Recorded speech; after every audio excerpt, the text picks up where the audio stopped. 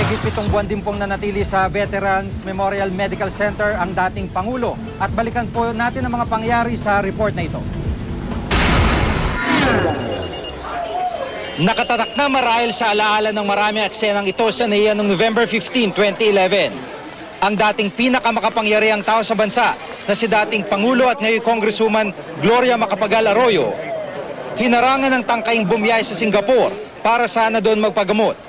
Ang biyahe ay pinayagan ng Korte Suprema sa bisa ng TRO sa watchlist order ng DOJ. Pero nanindigan ng DOJ, nananatili ang watchlist order at hindi nakaalis si Arroyo.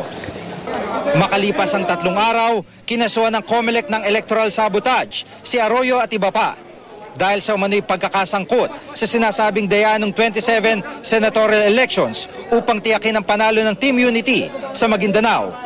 Nung araw ding yun, nag-issue ng arrest warrant si Pasay City RTC Judge Jesus Mupas. Hiniling ng kampo ni Arroyo na manatili siya sa St. Luke's Medical Center kung saan siya nakakonfine dahil sa problema sa kanyang cervical spine.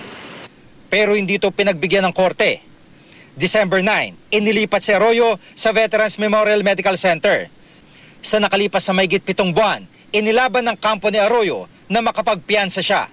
Bagamat nakasad sa batas na non-bailable ang kasong electoral sabotage, iginit ng kanyang mga abogado, base raw sa konstitusyon, lahat ng akusado ay may karapatang makapagpiyansa. At ngayong araw, pinagbigyan ng Pasay City RTC ang bail petition dahil hindi raw sapat ang ebidensya ng prosekusyon laban kay Arroyo.